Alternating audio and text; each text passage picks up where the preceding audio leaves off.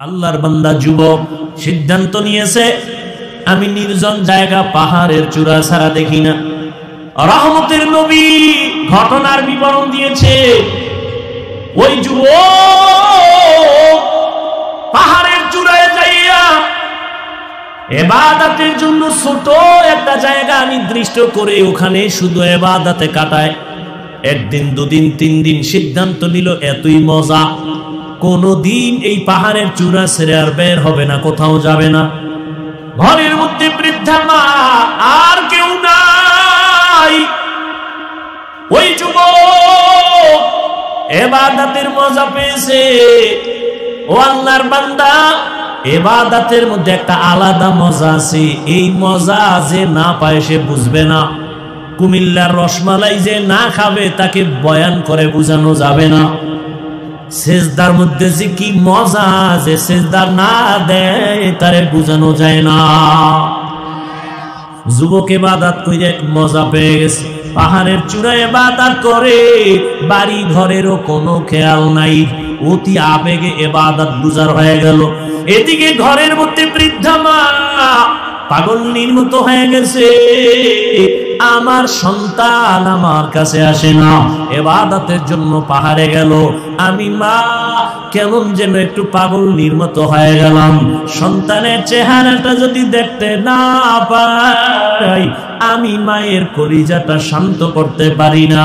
একটা মা সন্তানের জন্য এতটা মায়া অন্তরে জমা নিয়ে চলে, দিন নাই রাত নাই মা একটা সন্তানের জন্য পেরেশানি হয়ে যায়।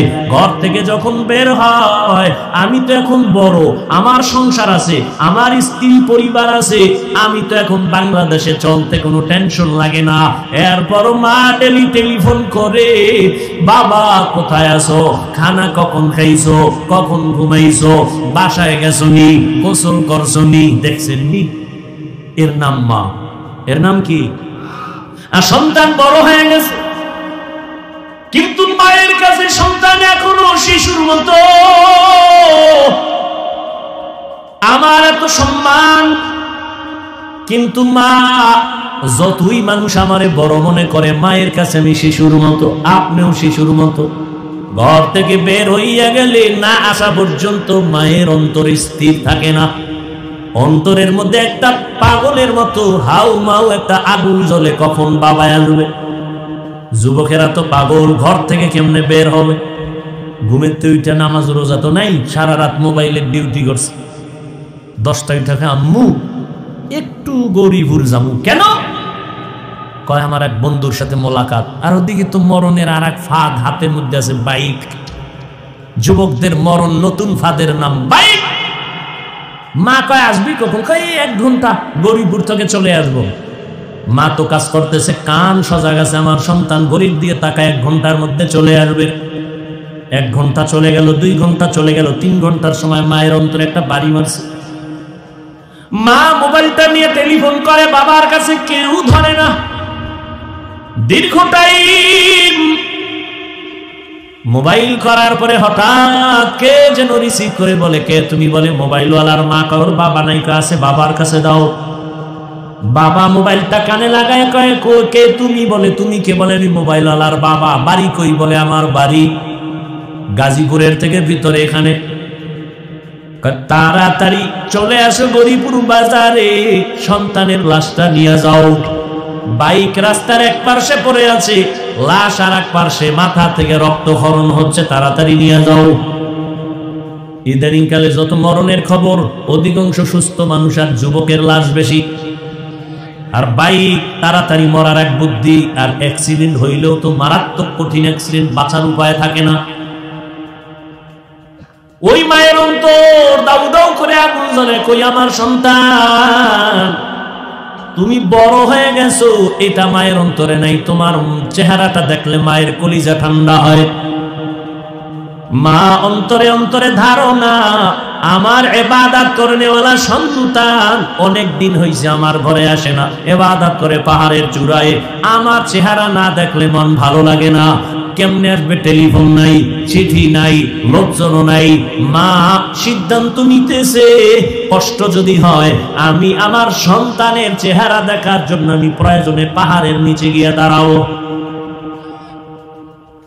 মা চিন্তা ভাবনা করিয়া সিদ্ধান্ত নিয়া এই বুড়া বয়সে আম্মা জান সন্তানকে দেখার জন্য ঘর থেকে বের হয়ে গেল। এমন টাইমে বের হয়েছেন সূর্যটা উপরে উঠছে, রোদের তাপ বেড়ে গেছে। রহমতের নবী সাহাবায়ে কেরামদেরকে বয়ান করেন, ওই মা হেঁটে হেঁটে পাহাড়ের নিচে যাইয়া সন্তান পাহাড়ের উপরে ইবাদতে নামাজে দাঁড়ানো, মা নিচে বইয়া কেমনে সন্তানের ডাক দিছেন। নবী তার হাত মোবারক দিয়া ইশারা দেয় ভাবে সূর্যের আলো পড়ে, হাতটা কপালে লাগাইয়া মা এভাবে উঁচু কইরা ডাক দিছে সন্তানের নাম ধরিয়া, বাবা আমি তোর মা, একটু পাহাড়ের নিচে নেমে আয়, একটা নজর দেখবো, কলিজাটা ঠান্ডা করব, তারপরে বাসায় যাব। হাদিসে পাকে নবী বলেন ওই মা এমন সময় সন্তানের ডাক দিছে, সন্তান তখন নামাজে দাঁড়ানো। সন্তান চিন্তায় পড়ে গেল, মা যে আমারে ডাক দিল, এখন কি আমি মায়ের ডাকে সাড়া দিব নাকি আল্লাহর মোহাব্বতে নামাজে দাঁড়ায় থাকবো? চিন্তা ভাবনা করিয়া যুবক নামাজে দাঁড়াইল, মনে সিদ্ধান্ত নিল আল্লাহর মোহাব্বতের মজার ইবাদত ছাড়বো না, মায়ের ডাকেও সাড়া দিব না। মা একবার ডাকছে, দুইবার তিনবার ডাকিয়া সন্তান যখন সাড়া দেয় না, মা হালকা অন্তরে কষ্ট নিয়া এবার বাড়ির দিকে রওনা ফিরিয়া যায়। মনে দুঃখ, বাবা তোরে দেখার জন্য আসছি, আমি কষ্ট করে আসছি, তুই আমার ডাকে সাড়া দিলি না, কষ্ট নিয়ে ফিরে গেলাম, আর আসবো না। সন্তান ইবাদতে দাঁড়ানো, মা নিয়ত করছে আর আসবো না। বাড়ি যাওয়ার পরে আবার অন্তরে আগুন জ্বলে উঠছে, সন্তানের যদি একটু দেখতে না পারি আমার মায়ের কলিজা ঠান্ডা হবে। একটা সন্তানের জন্য মা যে কত পাগল, এই পরিমাণ যদি সন্তান বুঝতো, সন্তান নিজের জীবনের চামড়া খুলিয়া মায়ের জুতা বানাইয়া জীবনটা মায়ের খেদমতের জন্য সন্তান হাদিয়া দিয়ে দিত। দুনিয়াদারি বাদ দিয়া বলতো, মা তোমার খেদমত ছাড়া কোনো খেদমত করব না। মায়ের অন্তরে এত দুঃখ, সন্তান ছাড়া মা কিছুই বুঝে না। নিজের স্বামীর জন্য এত কাঁদে না, সন্তানের জন্য মা যেই পরিমাণ কান্না করে। মায়ের চোখের পানি আর দোয়ার কারণে আল্লাহর কসম, ও যুবক এই চেয়ারে বসছি এই জন্যই তো বলেছিলাম বাবা ডাক্তার হও, ইঞ্জিনিয়ার হও, প্রফেসর হও, সাংবাদিক হও, ব্যবসায়ী চাকরিজীবী হও, তবে আমার দাবি কোনোদিন বেয়াদব হইও না। তোমার ব্যবহারে কোনোদিন যেন মা বাবা কষ্ট না পায়, তোমার আচরণে কোনোদিন যেন তোমার শিক্ষক কষ্ট না পায়, তোমার ব্যবহারে কখনো যেন আলেম ওলামারা কষ্ট না পায়। কারণ লিখে রাখো বাবা, মা বাবায় যদি তোমার ব্যবহারে কষ্ট পায় বরদোয়া চলে আসবে। বরদোয়া হাত উঠাইয়া করতে হয় না, এই যে দুঃখ নিয়ে বলবে এটা একটা আগুন, আর ওই আগুন তোর কপালে লাগলে তুই শেষ, মরার আগেই শেষ। মা বাবার বরদোয়া লাগলে জীবনটা পঙ্গু হয়ে যাবে মরার আগে। শিক্ষকের অন্তরে যদি ব্যথা লাগে, কষ্ট পায়, বরদোয়া চলে আসবে, লেখাপড়ার জীবন নষ্ট হয়ে যাবে। ওলামায়ে কেরামের যদি কষ্ট দাও, তাদের অন্তরে কষ্ট লাগলে বরদোয়া যদি চলে আসে, তোমার চরিত্র জিন্দেগির হাত ছাড়া হয়ে যাবে। এজন্য মা বাবার দোয়া নাও, শিক্ষকের দোয়া নাও। ডাক্তার হলেও তোমার জীবন সফল, আলেম ওলামাদের নেক নজর নাও, তোমার জীবন সফল হবে। জেনারেল লাইনে থাকিও তুমি ইঞ্জিনিয়ার হলেও তোমার সুনাম হবে সারা দেশব্যাপী। কবি নজরুলের ইতিহাস পড়ো, ওই কবি নজরুল তো মা বাবার দোয়ায় বড় দামি হয়ে গেল, সময় তারে মূল্যায়ন করেছে। তোমার মতো যদি সারা দিন রাত্র মোবাইলে গুনাহ করত, জীবনে কবি নজরুল হতে পারত না। চরিত্রহীন আল্লাহর কসম কোনদিন বড় হতে পারবে না। যে লাইনে থাক, যার চরিত্র ঠিক নাই, ওকে পৃথিবীর কেউ সম্মানের জায়গা দিবে না। সম্মানের চেয়ার পেতে হলে দুইটা পুঁজি লাগবে, সুস্থতা আর সুন্দর চরিত্র। এই দোনোটা নষ্ট করে মোবাইল। মোবাইল কিডনি নষ্ট করে, ব্রেন নষ্ট করে, হার্ট দুর্বল করে, চোখের পাওয়ার নিয়ে যায়, কানের পাওয়ার নিয়ে যায় মোবাইল। তা তোমাকে অসুস্থ বানিয়ে ফেলতেছে এই মোবাইল, আর চরিত্র তো নাই। আর চরিত্র ঠিক না থাকলে পৃথিবীর কেউ তোমাকে সম্মানের জায়গায় বসাবে না। এজন্য মা বাবার দোয়া, শিক্ষকের দোয়া, উলামায়ে কেরামের নেক নজর যদি তুমি নিতে পারো, তোমার জীবন ধন্য হবে। এবার একটু তুমি চোখ বুলাইয়া খেয়াল করো, তোমার মতো কত যুবক জীবনে কোনোদিন মাদ্রাসায় পড়ে নাই, চাকরি জীবনে কোনোদিন আলিফ বাতাও শিখে নাই। এমন যুবক জেনারেল লাইনে তাকিয়া তোমার মতো বান্দা স্কুলে পড়ে, কলেজে পড়ে, চাকরি করে, ব্যবসা করে, 5 বেলার নামাজ পড়ে নাই।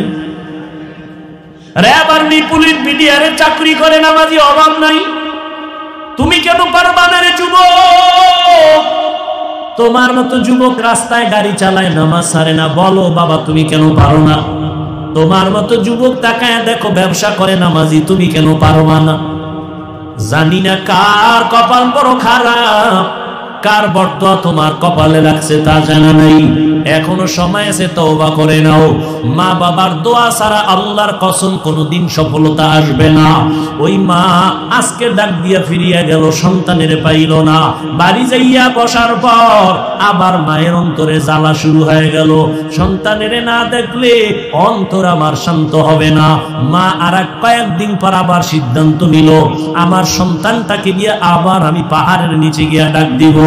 মা আজ এই সিদ্ধান্ত নিয়া সকাল 10টার পরে সূর্য যখন উপরে উঠলো, মা চলে গেল হেঁটে হেঁটে পাহাড়ের নিচে যাইয়া আবার ডাক দিছে, বাবা আমি তোর মা, পাহাড়ের নিচে আসি, একটু আয়, চেহারাটা আমার একটু দেখায় দে, আমি মা তোর চেহারাটা দেখবো, এক নজর দেখিয়া চলে যাব।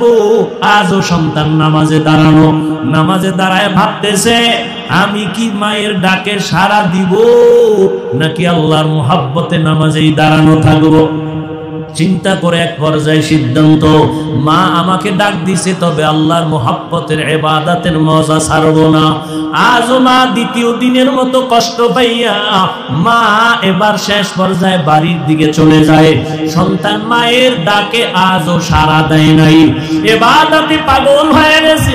নামাজে দাঁড়াইয়া আল্লাহকে ডাকতেছে, মালিক তোমার ইবাদতের মজা আমাকে ভিন্ন হতে দেয় না। মা আজও দুঃখ নিয়ে বাড়িতে চলে গেল। রহমতের নবী হাদিসে পাকে ঘটনা উল্লেখ করেছেন, মা 2 বার কষ্ট পাইয়া চলে গেল। মা এবার সিদ্ধান্ত নিল আর সন্তানের কাছে আসবে না। সন্তান তো ইবাদতের মজা পাইয়া মায়ের ডাকে সাড়া দেয় না। বাড়ি যাওয়ার পরে আবার কিছুদিন হয়ে গেল, মায়ের অন্তরে আবার জান শুরু হয়ে গেল, দাউ দাউ করে আগুন জ্বলে। সন্তানের বিরহ, চেহারাটা দেখতে পারি না, মোহাব্বতের টান। মা এইবার সিদ্ধান্ত নিতেছে, এইবার আর একদিন আমি যাব। সন্তান যদি শেষবারের মতো আমার ডাকে সাড়া না দেয়, আর কোনোদিন আমি সন্তানের নিয়ে চিন্তা করব না। মা দুঃখিনী এভাবে করে করে আর একদিন রওনা হয়ে গেল। হেঁটে হেঁটে যাইয়া আবার পাহাড়ের নিচে দাঁড়াইয়া মা ডাক দিয়ে কয়, সন্তান 2 দিন পর্যন্ত এসে ফিরে গেছি, আজ আমি আসছি, আজকে একটু আমারে দেখা দাও, এক নজর তোমারে দেখে চলে যাব। আমি মা তোমারে নিয়ে জীবনে কত কষ্ট করেছি, আমি মা না খাইয়া তোমারে খানা খাওয়া বড় বানাইছি, আজ আমি মায়ের ডাকে সাড়া দাও না, আমি মা নিজেরে কন্ট্রোল করতে পারি না। আজ আমি 3য়বার বুড়ো মানুষ, কত কষ্ট করে আসছি, আমাকে আজ একটু দেখা দাও। সন্তান আজও নামাজের মধ্যে দাঁড়াইয়া চিন্তায় পড়ে গেল, মায়ের ডাকে আমি সাড়া দিব নাকি আল্লাহর মুহাব্বতের ইবাদতে আমি মশগুল থাকব। আজও সিদ্ধান্ত নিয়া আল্লাহর বান্দা ইবাদতের মধ্যেই মশগুল, মায়ের ডাকে আর সাড়া দেয় নাই। এইবার মা সর্বশেষ কষ্ট পাইয়া যে 2 দিন গেল জবানে কিছু বলে নাই, হালকা কষ্ট পেয়েছে। আজকে মা আল্লাহর আরশে আজিমের দিকে তাকাইয়া একটা কথা হঠাৎ বলেই ফেললো, ও দয়ার মালিক, যেই সন্তান আমার ডাকে 3 বার সাড়া দিল না, ওরে তুমি জিনাকারিনী মহিলার চেহারা না দেখাইয়া মরণ দিও না। মায়ের কথা আরশে আজিমে চলে গেল, জিনা করাইয়া না, জিনাকারিনী এক মহিলা শুধু চেহারাটা দেখাইও। এটা আপনার আমার জন্য কোনো বরদোয়া, কোনো কিছু? সারাদিন বেগানার চেহারা যদি দেখতেই থাকো, এটা তো কিছুই না। আর মা এরকম একটা কথা বলছে যে আমার ছেলে জিনাকারিনী মহিলার চেহারা না দেখে যেন মরে না। কিন্তু ছেলের জন্য এটা কঠিন এক অভিশাপ। মায়ের কষ্ট তো আরশে আজিমে কবুল হয়ে গেল। আল্লাহ পাকের পক্ষ থেকে মায়ের দোয়ার ফলাফল আসতেছে। এলাকার মানুষগুলো সবাই আনন্দ করে, বলে আমাদের এলাকায় এক বুজুর্গ পাহাড়ের চূড়ায় ইবাদত করে, তার মতো ভালো বুজুর্গ কেউ নাই। খবরটা এলাকায় ছড়ায় গেল। যুবক মানুষ আল্লাহর ইবাদতে পাহাড়ে গিয়া আল্লাহকে ডাকে, দুনিয়াদারি বাদ দিছে। ওই এলাকায় এক সুন্দরী মহিলা খবরটা কানে আসলো। আসার পরে বলে, তোমগো বুজুর্গ কেমন? বলে অনেক দামি, অনেক ইবাদত গুজার। বলে তোমার বুজুর্গগিরি আমি 1 মিনিটে নষ্ট করে দিতে পারি। সবাই চ্যালেঞ্জ দিল, না তুমি কোনোদিন পারবা না। এলাকার সবাই জানে এই মহিলা অনেক সুন্দরী এবং চরিত্রহীনা। মহিলা চ্যালেঞ্জ নিয়া চলে গেল কোন পাহাড়ে? বলে ওই পাহাড়ের চূড়ায় আমগো আল্লাহর বান্দা ইবাদত করে। মহিলা একা একা পাহাড়ের চূড়ায় চলে গেল। পাহাড়ের চূড়ায় গিয়া দেখে ছোট একটা ঝুপড়ির মধ্যে যুবক আল্লাহর বান্দা নামাজে দাঁড়ানো। মহিলার সামনে যাইয়া রহমতের নবী হাদিসের মধ্যে ঘটনা বলেন, ওই মহিলা যাইয়া যত বড় অপকৌশল করার প্রয়োজন করে ফেললো, কিন্তু যুবকের নজরটা পর্যন্তই বেগানার দিকে নিতে পারে নাই। মহিলা এক পর্যায়ে ব্যর্থ হইয়া বের হয়ে চলে গেল নিচে নাইমা। এই পাহাড়ের পাশেই আবার একটা চেটিয়াল খোলা ময়দান, এক রাখাল বকরি চড়ায়। ওই হারামি গুনাহগার জিনাকারীন মহিলা চলে গিয়ে ওই রাখালের সাথে প্রেম নিবেদন করে ওর সাথে জিনা করলো। গর্ভের মধ্যে একটা বাচ্চা, অবৈধ বাচ্চা চলে আসলো। অবৈধ বাচ্চাটা এক পর্যায়ে যখন দুনিয়াতে আসলো, ওই বাচ্চাটারে কোলের মধ্যে নিয়া ওই জিনাকারিনী মহিলা এলাকায় ঘুরে ঘুরে কয়, তোদের পাহাড়ের চূড়ার বুজুর্গের কোনো ইবাদতের দাম নাই কেন? বলে তোদের মার সাথে জিনা করেছে, এই যে তার বাচ্চা দেখো। মহিলা জিনা করছে ওই বুজুর্গের সাথে। কার সাথে? রাখালের সাথে। মহিলা এলাকায় ঘুরে ঘুরে বলে, তোমগো বুজুর্গ আমার সাথে জিনা করেছে, এই নাও তার বাচ্চা।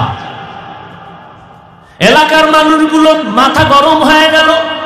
আমাদের বুজুর্গর এত সুনাম, এত মোহাব্বত করি, সে এমন অন্যায় করবে মেনে নেওয়া যায় না। লোকজন রেডি হইয়া লাঠি ছোটা হাতে নিয়ে দৌড়ায়। পাহাড়ের চূড়ায় গিয়া তার খানকা ভেঙ্গে দিল। যখন একজনে তার শরীর টাচ করলো, দাঁড়ায় কয়, দাঁড়াও, আমার শরীর টাচ করছো কেন? বলে তোমার বুজুর্গগিরি মানি না। কেন? বলে তুমি বড় চরিত্রহীন। কেন? বলে আমাদের এলাকার সুন্দরী নারী, তার সাথে তুমি জিনা করেছো। ওই নারীর গর্ভে অবৈধ বাচ্চা, বাচ্চাটা এখন তার কোলে। তোমার জেনার কারণে সেই বাচ্চা আসছে। যুবক চোখের পানি ছেড়ে বলে, প্রমাণ কর। ওই মহিলা আমার সামনে দাঁড়াইয়া বলতে পারবে কিনা ওই বাচ্চা আমার? বলে হ্যাঁ পারবে। মহিলাকে নিয়ে আসো। মহিলা যদি বলতে পারে ওই বাচ্চা আমার, যে বিচার হয় মেনে নিব। আর যদি বলতে না পারে, তোমরা আর অপবাদ দিবা না, আগে চুপ থাকো, মহিলাকে আনার ব্যবস্থা করো। লোকজন সবাই চলে গেল। যাইয়া মহিলাকে ডাক দিয়ে কয়, তুমি যে আঙ্গ বুজুর্গের বিরুদ্ধে অপবাদ দিলা, তার সামনে দাঁড়াইয়া বলতে পারবা কিনা এই বাচ্চা তার? বলে হ্যাঁ পারবো। বলে রেডি হও, আমরা বুজুর্গের কাছে যাব, চলো আগামীকাল রেডি হয়ে যাও।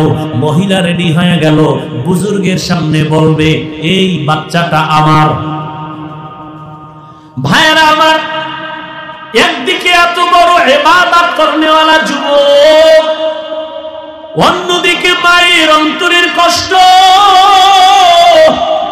আল্লাহর আদালত থেকে সব ফয়সালা চলে আসে। ওই এলাকার মানুষ আর মহিলা বাচ্চা নিয়ে পাহাড়ের নিচে গিয়া বসলো। বুজুর্গরে ডাক দিয়া আসো, নিচে নেমে আসো, মহিলা তোমার সামনে প্রমাণ করবে। মায়ের বর্দোয়াটা কি ছিল? জেনাকারিনীর চেহারা না দেখাইয়া মরণ দিও না। জেনা করবে মরবে এমনটা বলে নাই, জেনাকারিনীর শুধু চেহারাটা দেখবে, এতে ওর জীবনের ইবাদত বরবাদ। এরে আমার পর্দার আড়ালের মা বোনেরা, ও যুবক, ওই মা সামান্য এতটুকু কথা বলছে, জিনাকারিনীর চেহারাটা দেখে মরবে, বেগানার চেহারা দেখে মরবে, আর আগে যেন না মরে। এই সামান্য কথাটা তার জন্য কত ভয়ঙ্কর। আর তুমি আমি কত বেগানার চেহারা দেখে দেখে চোখ নষ্ট, জবান নষ্ট, অন্তর নষ্ট হয়ে গেল। আল্লাহর ভয় অন্তরে নাই। এরে আল্লাহর বান্দারা, এই জন্য আমার আল্লাহ বলেন আমার ভয় অন্তরে জমা করো। খাঁটি মুসলমান হইয়া কবরে যাও, আমার আদালতে দাঁড়াইয়া হিসাব দেওয়ার ভয় অন্তরে জমা করো। এক জাররা পরিমাণ গুনাহ থাকলে তুমি খাঁটি মুসলমান হইয়া দাঁড়াতে পারবা না। ওই আল্লাহর বান্দা, বুজুর্গ, যুবক, আবেদ যখন খবর পাইল জিনাকারিনী মহিলা পাহাড়ের নিচে হাজির, হাজার হাজার মানুষ দেখার জন্য আসছে, আল্লাহর বান্দা নিচে নেমে আসার আগে 2 রাকাত নামাজে দাঁড়ায় কান্না শুরু করেছে। এবার বলে, ও দয়ার মালিক, আমি তোমার ইবাদতের জন্য বড় আশিক হইয়া আমার বাড়ি ঘর বাদ দিয়া আমি পাহাড়ের চূড়ায় চলে আসলাম। ও আল্লাহ, তোমার মোহাব্বত যেন একনিষ্ঠতার সাথে পাই। দুনিয়ার লোক, দুনিয়ার সব বাদ দিয়া তোমার মোহাব্বত পাওয়ার জন্য এখানে আসছি। নির্জনে তোমারে ইবাদত করব, ডাকবো। কিন্তু আজ আমার কপালে কি আসলো বুঝি না। তবে আবার মনে হয় আমার মা বুঝি অন্তরে কষ্ট পেয়েছে। ওই মা 3 দিন আমাকে দেখতে আসছি, আমি তোমার মোহাব্বতে এতটাই মশগুল, আমি আমার মায়ের ডাকে সাড়া দেই নাই। মনে হয় আমার মা অন্তরে ব্যথা পেয়েছে। আজ আমার উপরে না হয় এই বিপদ কেন আসবে, জিনার অপবাদ কেন আসবে? ও আল্লাহ, আমি আমার বৃদ্ধা মায়ের কাছে গিয়া ক্ষমা চাইব। আজকে তুমি আমাকে এই অপবাদ থেকে পবিত্রতার ব্যবস্থা করে দাও। ও আল্লাহ, তুমি জানো আমি কোনো জিনা করি নাই। ও আল্লাহ, তুমি কুদরতের দরজা খুলিয়া দাও, ইজ্জতের হেফাজত করো। আমার যদি বদনাম হইয়াই যায়, মানুষ তখন তোমার ইবাদতের প্রতি বাজে মন্তব্য করবে। যুবক নামাজ পড়িয়া কান্না করিয়া আল্লাহর কাছে দোয়া করিয়া এবার পাহাড়ের নিচে নেমে গেল। নিচে নাইমা দেখে ওই জিনাকারিনী মহিলা দুধের বাচ্চা নিয়ে দাঁড়ানো। এবার চেহারার দিকে তো নজর পড়ে গেল। মাও তো বলেছিল জিনাকারিনীর চেহারাটা না দেখা পর্যন্ত যেন ওর মরণ না হয়। এখন বাধ্য হইয়া জিনাকারিনীর চেহারা দিয়ে তাকায় বলে, এই জিনাকারিনী, বল এই বাচ্চা কার? বলে বাচ্চা তোমার। বলে নাউযুবিল্লাহ, এই বাচ্চা তো আমার না। বলে অবশ্যই তোমার। এখন যুবক কান্না করে, অন্তরে আমার মালিকের ডাকতেছে, আল্লাহ রাস্তা খুলে দাও। হঠাৎ তার অন্তরে একটা জবাব এসে গেল। যুবক ডাক দিয়া কয়, এই জিনাকারিনী, বাচ্চাটা আমার হাতে দাও। বাচ্চাটা নিজের হাতে নিয়া এবার অন্তরে আমার আল্লাহ জবাব বের করে দিলেন। বাচ্চাটারে যুবক হাতের মধ্যে নিয়া ওই দুধের বাচ্চাটাকে জিজ্ঞাসা করে, এই বাচ্চা, তুই তো এখন কোন তোর আমল নামা নাই, কোন গুনাহ নাই, সত্য কথাটা আমার আল্লাহর কুদরতে তুই বল, তোর বাবাকে। বাচ্চাটাকে যখন প্রশ্ন করা হলো, বল তোর বাবা কি, এ কথা বলা মাত্র ওই জিনাকারিনী মহিলার সামনে হাজারো মানুষ দাঁড়ানো। বাচ্চা যে দুধের বাচ্চা, কথা বলতে পারে না, জবান খুলে গেল। বাচ্চা ডাক দিয়া কয়, আমার বাবা হলো ওই মাঠের রাখাল, আমার বাবা ওই রাখাল। মানুষজন সব চমকে উঠলো, ও জিনাকারিনী, এই ষড়যন্ত্র করেছো।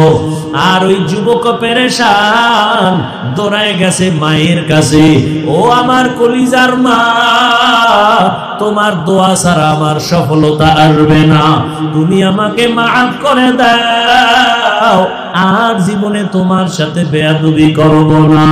ও আমার কলিজার যুবক, ওই মা বাবার দোয়া না নিয়া যতই বাহাদুরি করো, তোমার বাহাদুরি টিকবে না। তুমি বড় ডাক্তার যদি হতে চাও, মা বাবার দোয়া ছাড়া সম্ভব না। এখনো সময় আছে, মা বাবার দোয়া নিয়ে সামনে আগাও। একটা ভালো ডাক্তার হও, ইঞ্জিনিয়ার হও, ওই মা বাবার শিক্ষকের দোয়া নাও, আলেম ওলামাদের দোয়া নাও। ও পর্দার আড়ালের আম্মা জানেরা, আপনাদের সন্তান যদি ভালো বানাতে হয়, আপনাদের দোয়া ছাড়া, চেষ্টা ছাড়া সম্ভব হবে না। এরে আম্মা জান, এই দুনিয়ায় যত ভালো ভালো সন্তান আছে, আপনাদের অবদান, ভালো সন্তান আপনাদের কারণে, কারণ আপনারা নবীদের মায়ের মতো দামি, সাহাবায়ে কেরামদের মায়ের মতো দামি, হাফেজে কোরআন আলেমদের মায়ের মতো দামি। আপনারা তো খাদিজা রাদিয়াল্লাহু আনহার মতো দামি নারী, ফাতেমা রাদিয়াল্লাহু আনহার মতো দামি নারী, আয়েশা রাদিয়াল্লাহু আনহার মতো দামি নারী। ও পর্দার আড়ালের আম্মা জান, আপনার মতো কত মা এই অঞ্চলে এখনো আছে, বেপরদায় চলে না, নামাজ ছাড়ে না, স্বামীর মাল নষ্ট করে না, মোবাইলে সময় নষ্ট করে না। সন্তান আল্লাহ দান করেছেন, ডাক্তার বানাবেন, তবে বেয়াদব বানাবেন না, আদর্শ ডাক্তার বানায় দেন, আদর্শ ইঞ্জিনিয়ার বানাবেন। নবীজির আদর্শ নিয়া সবাইকে সম্মান করবে, গুনাহমুক্ত হয়ে চলবে। ডাক্তার হলো সন্তানের জীবন ধন্য, এর বরকতে আপনার জীবনটাও পরকালে ধন্য হবে। এরে আম্মা জান, এখনো সময় আছে, তওবা করেন। জীবনে তো বেপরদায় কম ঘুরলেন না, আজকে থেকে নিয়ত করেন আর বেপরদায় চলবেন না, স্বামীর মাল খেয়ানত করবেন না, আর কোনদিন সন্তানকে লাইন ছাড়া চালাবেন না, মোবাইলে সময় নষ্ট করবেন না। আমার যুবক বাবারা, এখনো সময় আছে, তওবা করে নাও। দুনিয়ায় কতদিন আর থাকবা? চোখের সামনে শুধু লাশ আর লাশ, গাড়ির নিচে যুবকের লাশ, পানির নিচে ঘুমের বিছানায় যুবকের লাশ।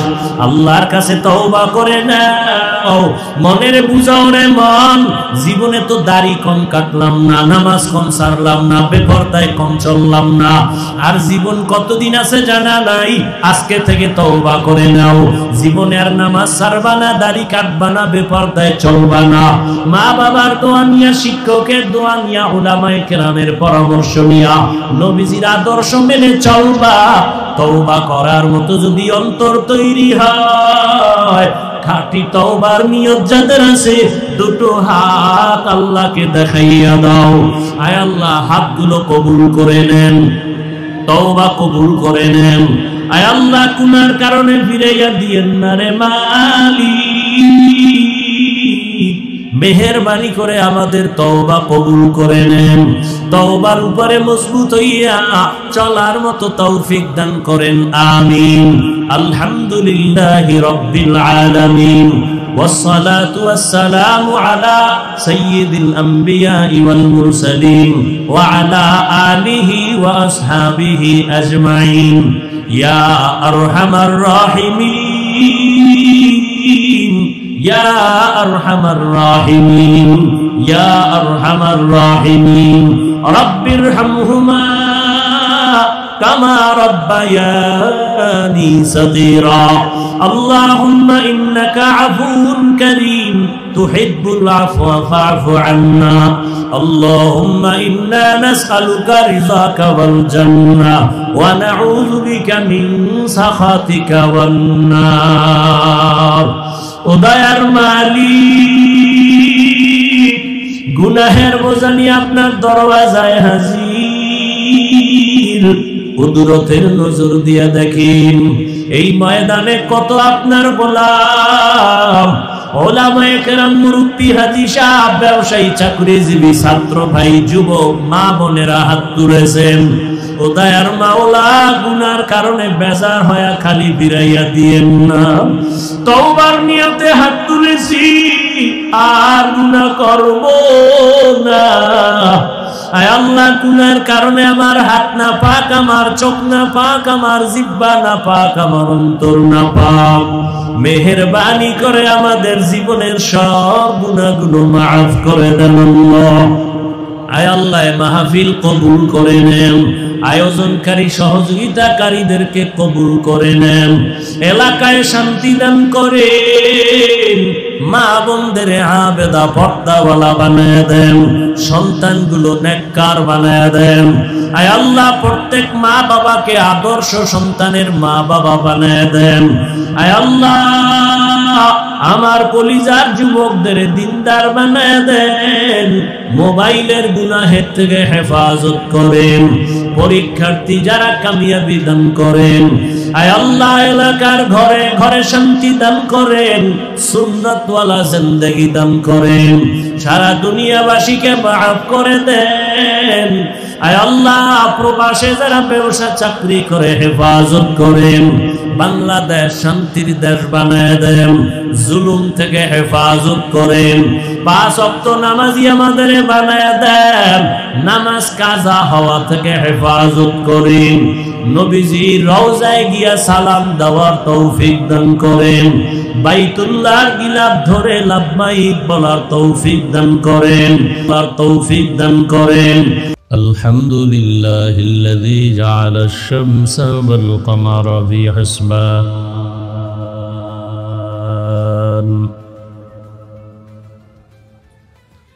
والنجم والشجر يسجدان وفضل زمانا على زمان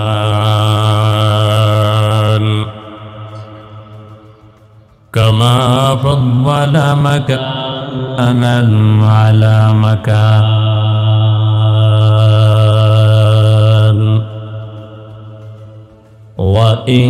وإنسانا على إنسان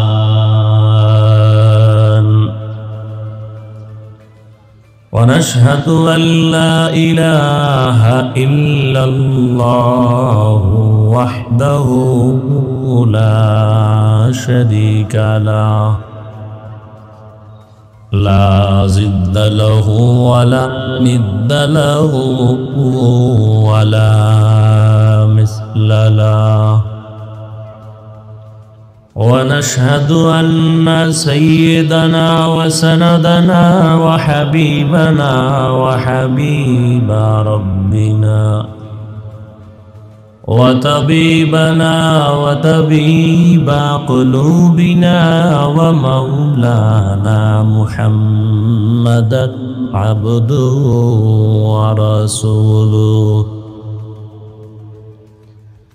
اللهم صل على محمد النبي الأمي وعلى آله وسلم تسليما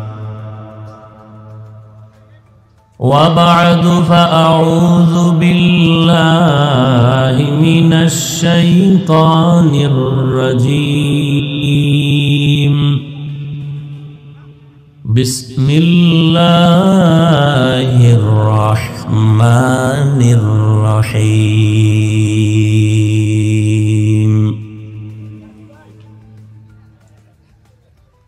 يا أيها الذين آمنوا اتقوا الله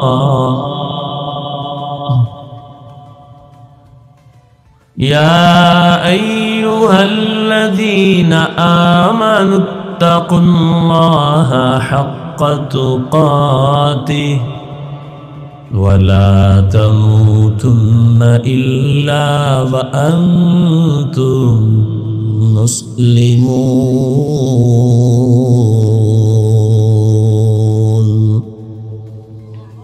وقال رسول الله صلى الله عليه وآله وسلم ألا كلكم راعٍ وكلكم مسؤول عن رعيته أو كما قال النبي عليه الصلاة والسلام.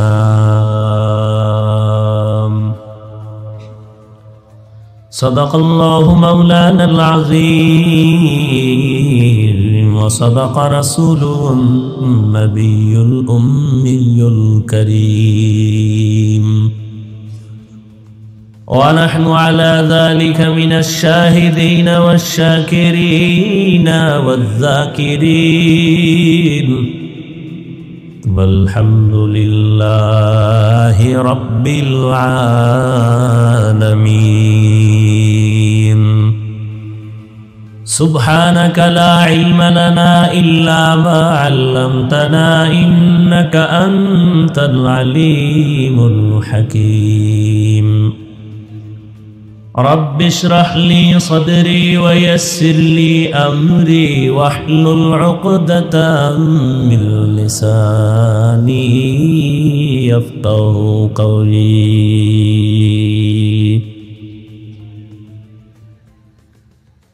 نگاہ مومن سے تو بدل جاتی ہے تقدیر، نگاہ مومن سے تو بدل جاتی ہے تقدیر. یہ بندہ کی قوت نہیں قدرت کا اشارہ، یہ بندہ کی قوت نہیں قدرت کا اشارہ. اے مرد خرد ترک معاصی کی ضرورت، اے مرد خرد ترک معاصی کی ضرورت. اب صحبت صالح کی سوا کوئی نہیں چارہ، اب صحبت صالح کی سوا کوئی نہیں چارہ. مردود ہے پیچھے ہمیں خبر نہیں لیکن، مردود ہے پیچھے ہمیں خبر نہیں لیکن، ایک وقت میں ہلاک جو اعمال ہے سارا، ایک وقت میں ہلاک جو اعمال ہے سارا.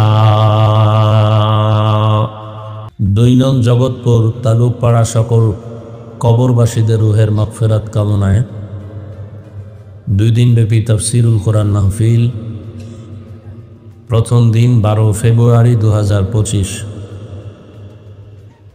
মহতি এ মাহফিলে উপস্থিত মুহতারাম সম্মানিত সভাপতি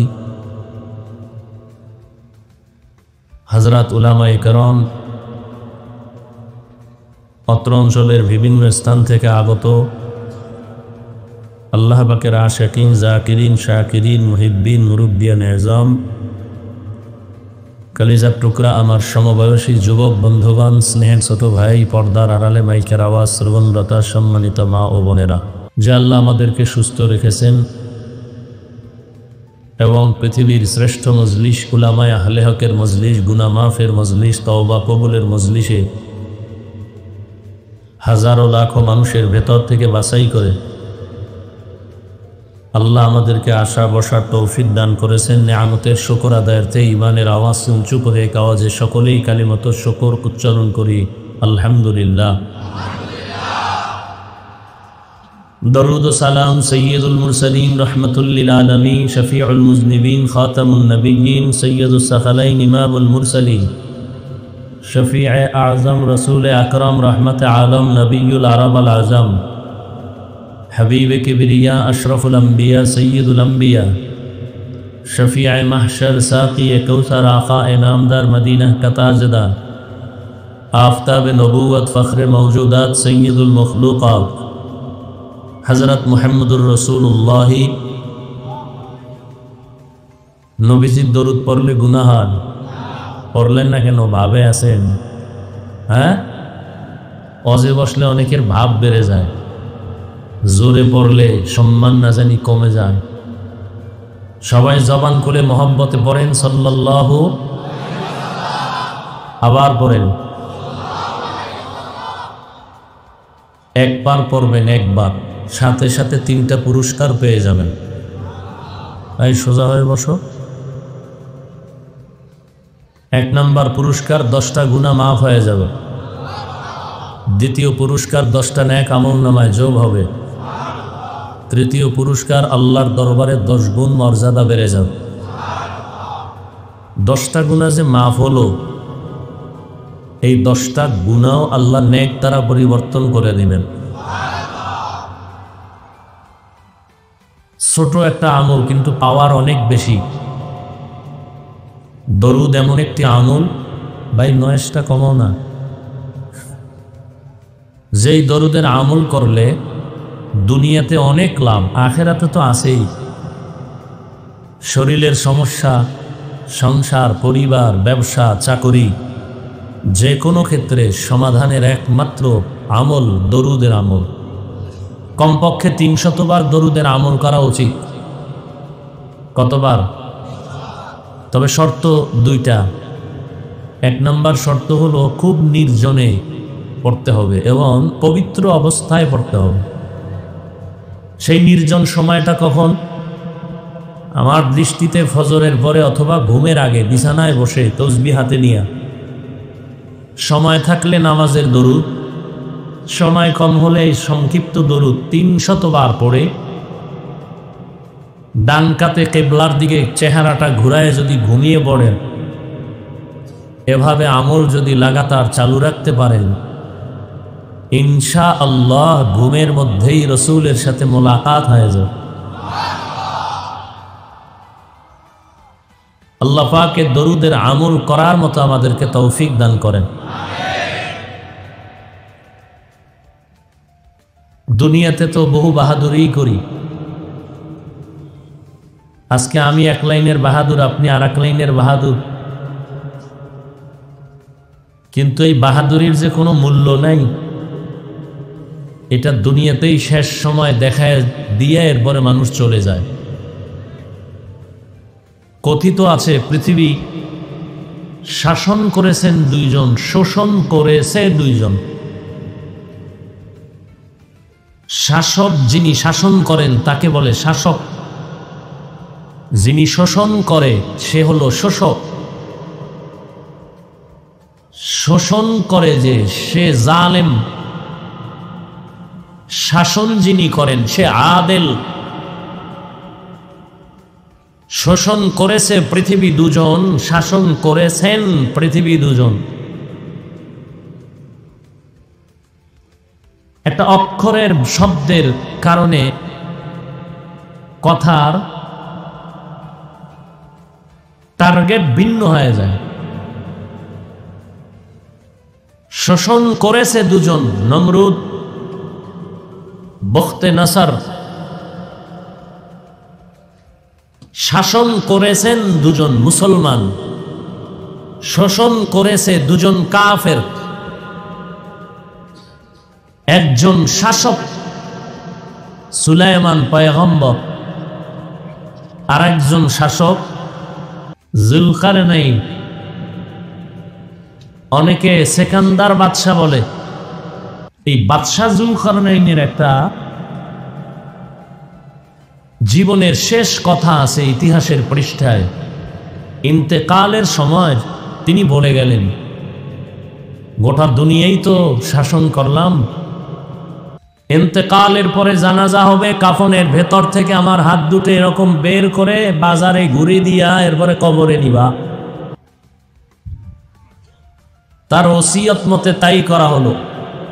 যখন খাটিয়া কাঁধে নিয়ে দুহাত এরকম করে বাজারে ঘুরাইয়া নিয়ে যাচ্ছে, দুনিয়াদারের মন্তব্য একরকম, আখেরাত ওয়ালাদের মন্তব্য আর এক রকম। ওই যে একটা কথা আছে প্রবাদ, যে যেমন তার আন্দাজটাও তেমন। যে যেমন তার, যে ভালো সে মনে করে সবাই ভালো, যে খারাপ সে মনে করে সব খারাপ, যার চোখের চশমার আয়না কালো সে মনে করে ফুল প্যান্ডেল কালো। নিজের আয়না যে কালো এই চিন্তাও আসে না। দুনিয়াদারেরা বলল, দেখছো নি সারা দুনিয়া খাইয়াও পেট ভরে নাই, আরো চায়। আখেরাতওয়ালারা মন্তব্য করলো, গোটা দুনিয়া শাসন করেও দেখায় গেল খালি হাতে চলে যায়। ব্যবধান হয়ে গেছে না? একই অবস্থা, মন্তব্য দুই রকম কেন? মেমোরির সিস্টেম দুইটা, মেধা দুই দিকে কাজ করে, বুঝ দুই রকম হয়ে গেছে। এই বয়ান টয়ান যা হচ্ছে, কি বয়ান করব জানি না, বয়ান তো আপনারা জানেন, না জানলে আলেমের ভুল ধরেন কেমনে? আপনারা অনেক ক্ষেত্রে অনেক বেশি জানেন, এরপরও অনেকে বলে আমরা না জেনে অন্যায় করি। মিথ্যা বলা হারাম, গালি দেওয়া হারাম, গীবত করা হারাম, চুরি করা হারাম, ডাকাতি হারাম, জুলুম হারাম, নাচ দেখা হারাম, গান শোনা হারাম, মা বাবার সাথে বেয়াদবি হারাম, জুলুম করা হারাম, প্রতিবেশীর হক নষ্ট করা হারাম। এখানে একটা লোক কি এগুলো জানে না?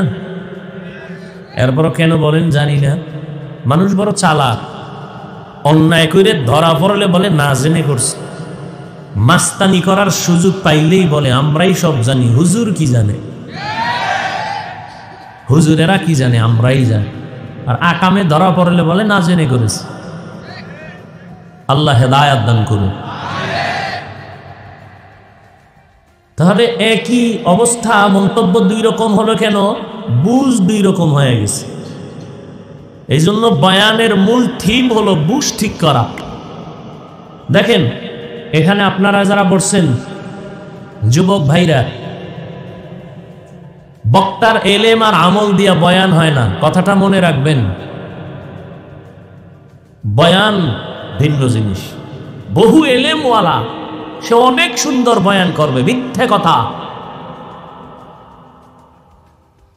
বহু এলেমওয়ালা, কোটি ছাত্র তার, বড় বড় আলেম, মাইকের সামনে ওয়াজ করতে পারে না।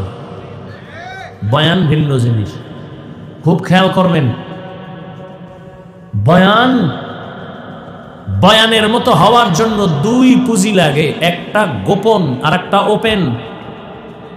গোপন পুঁজি আল্লাহ পাকের রহমত, আর যেটা ওপেন লাগে জাহিরি, সেটা হলো উপস্থিত সামিঈন, শ্রোতাদের অন্তরের নিরঙ্কুশ মহব্বত। আল্লাহর রহমত লাগবে, শ্রোতাদের অন্তরের নিরঙ্কুশ মহব্বত। এই দুইটা যখন এক হবে তখন বয়ান হবে। বয়ান আল্লাহ বের করে দেন। বয়ান তো সবাই করে, কিন্তু বয়ানের মধ্যে একই বয়ান, ফলাফল ভিন্ন। এটা কোন থানা? তিতাস। কোন একটা অপরাধীকে থানার ওসি সাহেব বা পুলিশ তাকে গ্রেফতার করে থানায় নিয়ে গেল, কোন একটা যুবক ধরে নেন, নিয়া থানায় আটকাই এমন বেতের বাড়ি, কিন্তু আশ্চর্য যে এক ফোঁটা চোখের পানি ফেলে না, শুধু চিল্লায়, কান্না নেই। আল্লাহ পশুকে বিবেক দেন নাই ভালো মন্দ যাচাই করার জন্য, মানুষকে দিছেন মানুষ হিসেবে। একটু খেয়াল করেন। আমি হাফিজুর রহমান, হুজুরেরা তো এমনি আপনাদের জ্ঞানীদের নজরে বোকা।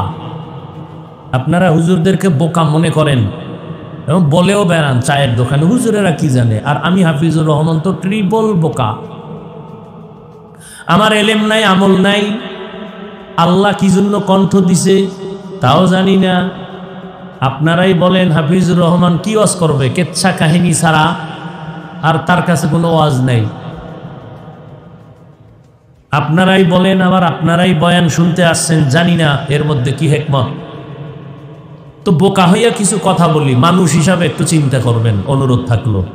বেয়াদবি ক্ষমা চেয়ে নিচ্ছে আল্লাহর হস্তে, বেয়াদবি মাফ করবেন। আপনারা অনেক দামি মানুষ, শিক্ষিত মানুষ, আমি এটা অকপটে স্বীকার করে নিলাম দিল থেকে। আমি কোনো বানাওটি, তাকাল্লুফি যেটাকে বলে আরবিতে, বানাওটি ফ্যাশন, আমি এগুলো বুঝি না, বুঝার চেষ্টাও করি না। আমি রিয়েল কথা বলি, দিল থেকে বলি যা বলি, এবং এমন নিয়তে বলি যে আমার দিল এমন চায় যে কেউ যদি বলে হাফিজ ভাই পাও ধরা, যদি পাও দুইটা ধরো, তা আমি আর দাড়ি কাটবো না, নামাজ ছাড়বো না, আমি খুব দ্রুত নিচে নেমে তার পাও ধরবো।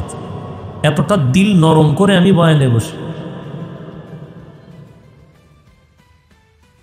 কারণ আমার কোনো দল নাই যে আমি বলবো আমার একটা ফরম আছে পূরণ কর, আমি নেতা হতে চাই, আসো আমার দলে। আমার কোনো দল নেই। আমি সবাইরে ডাকি মদিনার দালালির জন্য, মদিনার দালাল হল, কামে লাগবে। আমার বয়ানে আমি কোনো দলের পক্ষে বলি না। হ্যাঁ, যারা কোরআন সুন্নাহর আলোকে হক, আমি সবার পক্ষে বলি। কেউ বলতে পারবে না হাফিজুর রহমান শুধু চরমনায় নিয়ে ওয়াজ করছে, একটা বয়ান সারা জিন্দেগিতে পাবে না। কেউ বলতে পারবে না আমি তাবলিগ নিয়ে শুধু একচেটিয়া বয়ান করছি। কেউ বলতে পারবে না যে আমি শুধু দেওবন্দি নিয়ে বয়ান করছি। যারা হক কোরআন সুন্নাহর আলোকে, আমি সবার পক্ষে বলি। টার্গেট মদিনার আদর্শের উপরে মানুষকে ডাকা, ভিন্ন কোনো চিন্তা নেই।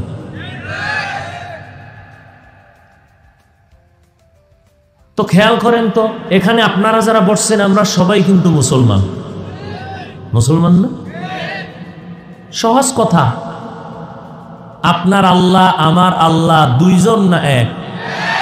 আপনাদের নবী আমার নবী, আপনাদের কোরআন আমার কোরআন, আপনাদের কাবা আমার কাবা, আপনাদের ধর্ম আমার ধর্ম, আপনাদের কালেমা আমার কালেমা। দুনিয়াতে আমরা আসছি সিস্টেম, শুধু তিতাসের মানুষগুলো লঙ্গি পরে আসছিল। বিদায় বেলা কাফন হবে সবার বেলায় তিনটা, মহিলাদের পাঁচটা, কালার হবে আলাদা। কেমন পাঁচকুল্লিওয়ালাদের কালার একরকম, তাবলিগওয়ালাদেরটা আর এক রকম। কালার সব কি কালার? তো কালার নিয়েও তো কিলাকিলি চলে। বিদায়ের পরে কবরের সাইজ না, আপনাদের এলাকায় কবর এক হাত বড়, কবরে রাখার পরে প্রশ্ন তিনটা, তাও কি না হুজুরদের প্রশ্ন আলাদা? সবার বেলায় এক। বুঝেন, আল্লাহ বুঝ দিছে মানুষকে, কুকুরকে দেন নাই, পশুকে দেন নাই। বুঝেন, বয়ানের মূল থিম বুঝ ঠিক করেন। বুঝটা যদি ঠিক হয়ে যায়, সহি বুঝ এসে যায়, তখন স্কুলে পড়ুয়াও দাড়ি রেখে দেবে। কি বিষয়, তুমি স্কুলে পড়ুয়া দাড়ি রাখছো কেন? আমার বুঝ ঠিক হয়ে গেছে যে দাড়ি ছাড়া রসুলের শাফাত পাওয়া কঠিন হয়ে যাবে।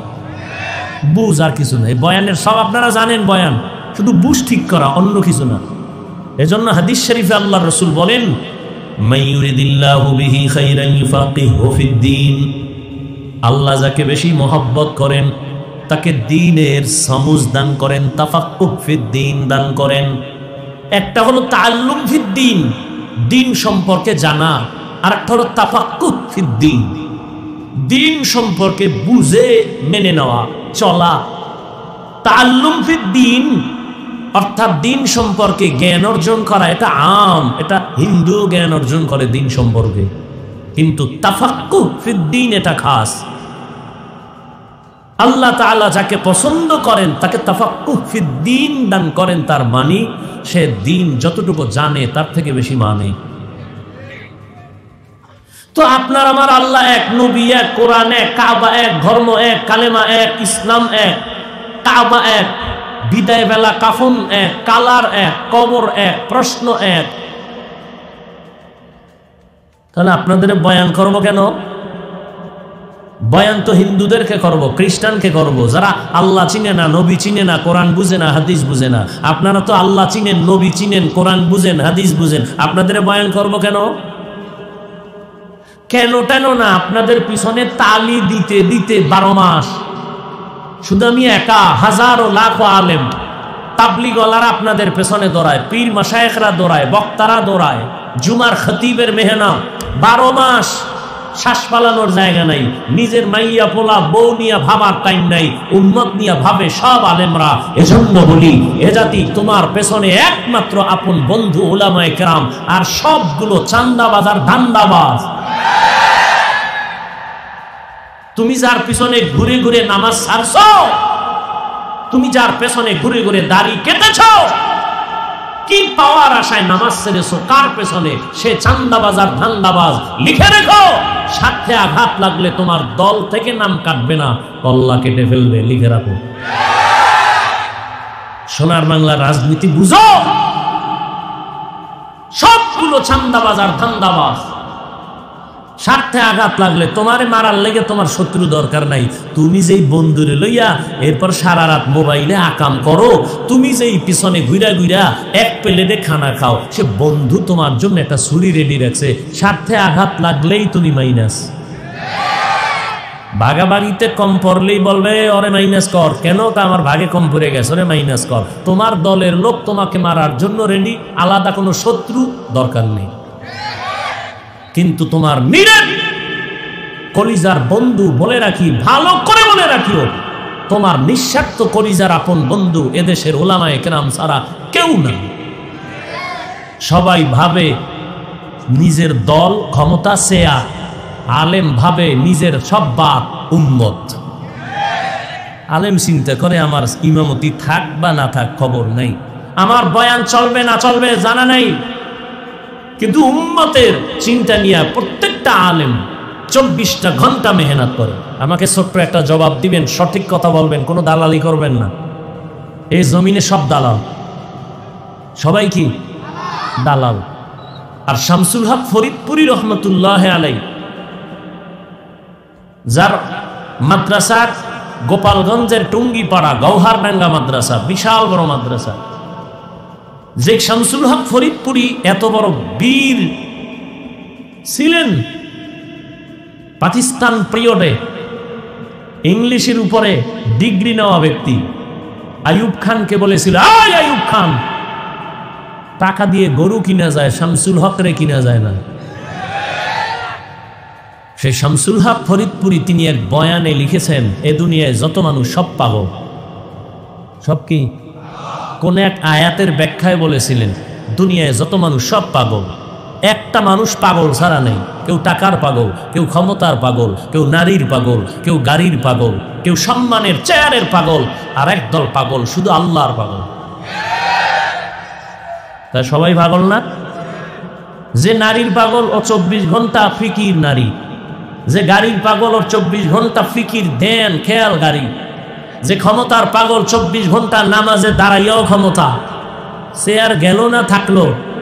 আর যে আল্লাহর পাগল 24 ঘন্টা তার ফিকির, তার জ্ঞান ধ্যান খেয়াল, আমি আল্লাহকে কেমনে পাই। এই তুমি থামো, ডিস্টার্ব হয়, এতগুলো মানুষ শুনতেছে, চুপ করে থাকো, দান করুন। তো বলতেছিলাম, সবাই এক আল্লাহর গোলাম, আপনাদের বয়ান করতে হবে কেন? এরপরও করার পর ফলাফল কি?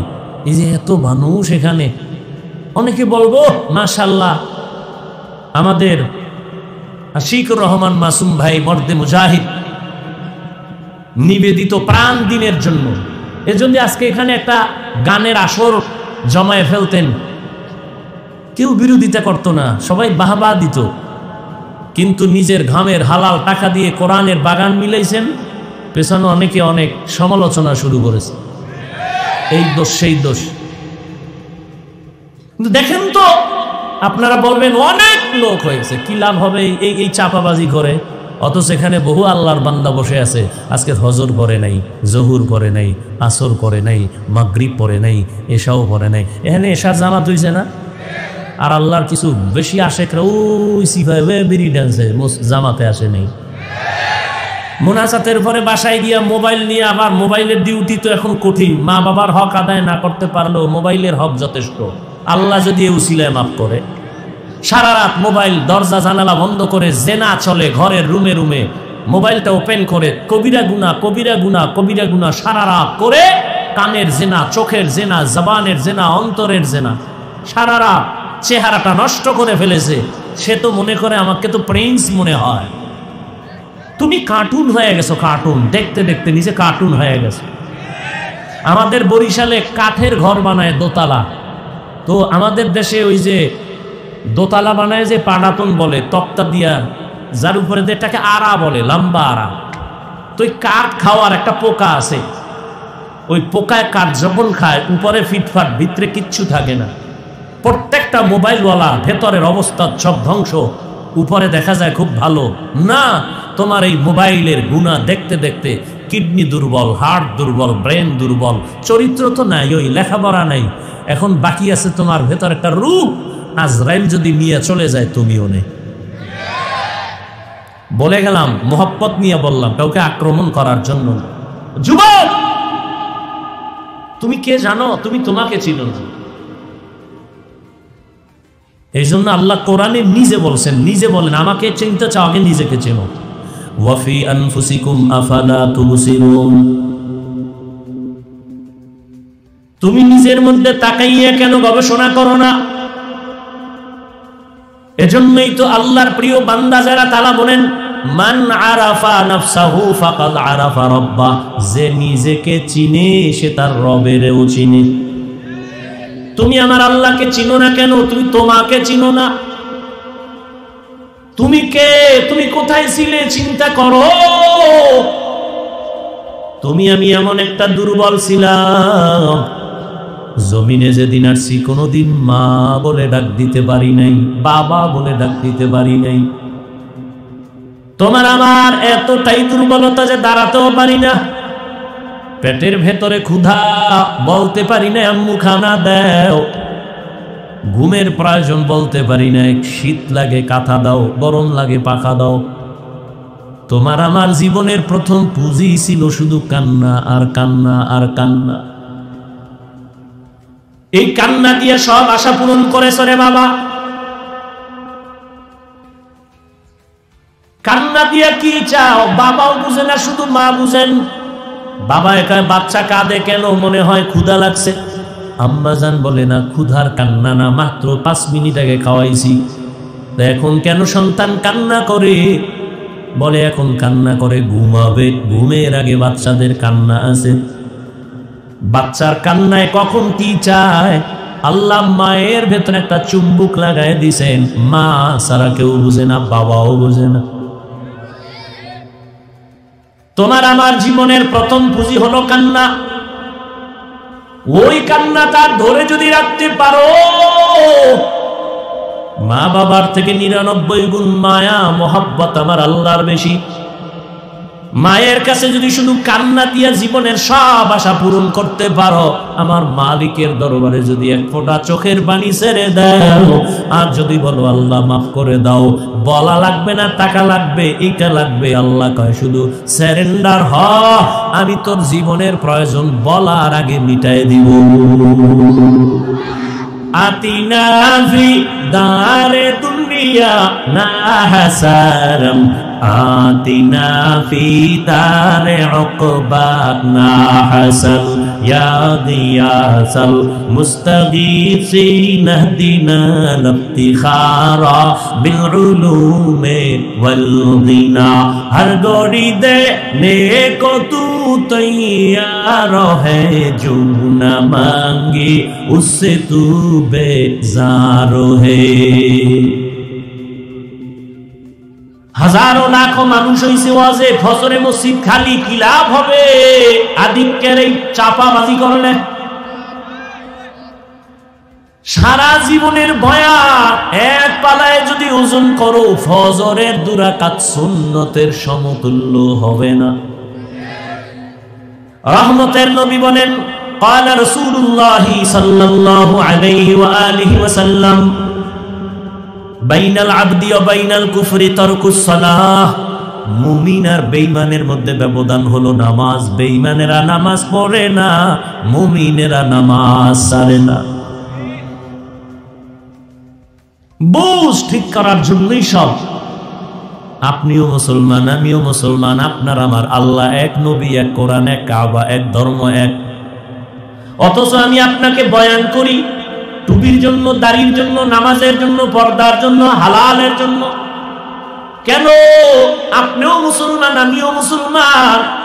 আমি টুপি না পরলে লজ্জা লাগে। আপনি কেমন মুসলমান যে টুপি পরতে গেলে লজ্জা লাগে? আমি দাড়ি কাটলে লজ্জা পাই, তুমি কেমন মুসলমান যে দাড়ি রাখতে গেলে লজ্জা পাও?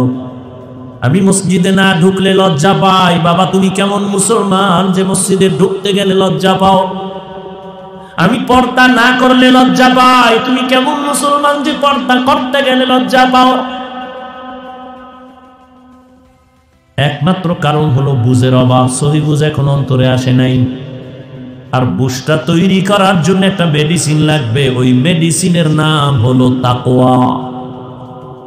কিয়ামত পর্যন্ত বয়ান যদি চলে আর ওই তাকওয়ার মেডিসিন যদি অন্তরে না আসে, আল্লাহর জাতের কসম কোনোদিনই মানুষ দিনের পথে চলবে না। আমি হাফিজুর রহমান কেন আর মক্কা মদিনার ঈমান কেন? স্বয়ং রাসূল যদি বয়ান করে ওর কপালে কালেমা আসবে। দলিল, যেই রহমতের নবীকে এক নজর দেখা মাত্র জাহান্নামের আগুন হারাম।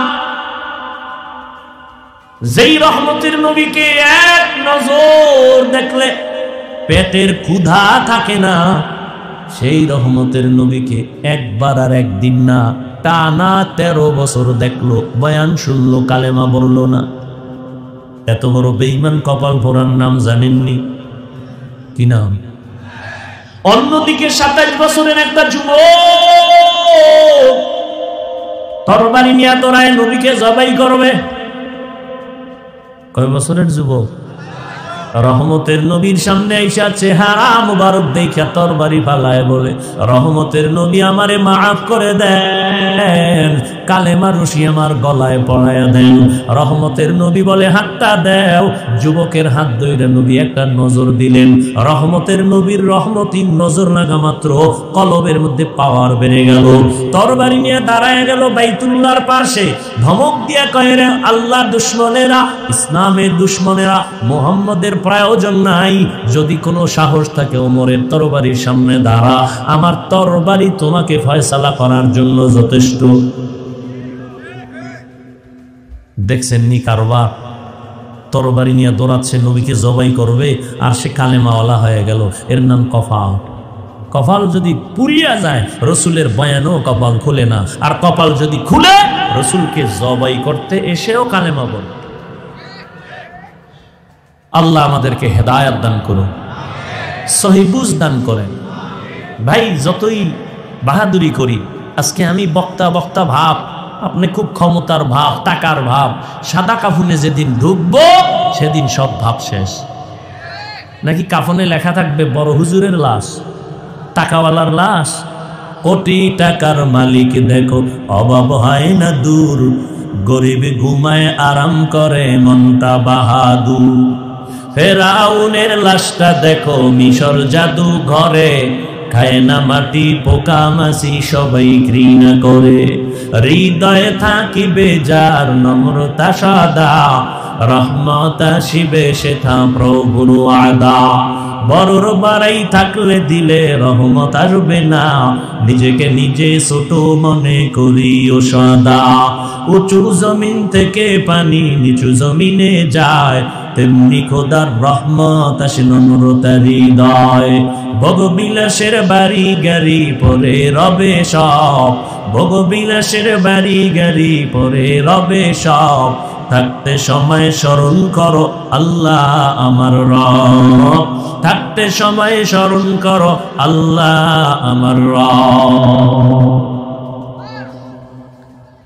আল্লাহ তাআলা বলেন, ইয়া আইয়ুহাল্লাযীনা আমানুত্তাকুল্লাহা হাক্কা তুকাতিহ ও দুনিয়ার মুমিন, আল্লাহকে ভয় করো হক আদায় করে। ওয়ালা তামুতুন্না ইল্লা ওয়া আনতুম মুসলিমুন। মুসলমান না হইয়া মরিও না। রহমতের নবী বলেন, আলা কুল্লুকুম রাঈন ওয়া কুল্লুকুম মাসউলুন আন রাইয়াতিহি। সাবধান হে উম্মত, তোমরা প্রত্যেকেই দায়িত্বশীল। আল্লাহর আদালতে দাঁড়াইয়া দায়িত্বের জবাব দিতে হবে, পালানোর কোনো সুযোগ নেই। মরণ থেকে যতই পালাও, মরণ তোমায় নিবে ঘিরি। যদিও সুদূর আকাশ পানে লুকাও, সেথায় লাগিয়ে সিঁড়ি। নদী পথে নৌকা চালাও ও মাঝি ভাই, বেলা ডোবার আগে আমি ওপার উঠতে চাই। ডুবে গেলে বেলারে আর উঠে না, ভেঙ্গে গেলে মেলারে আর জমে না।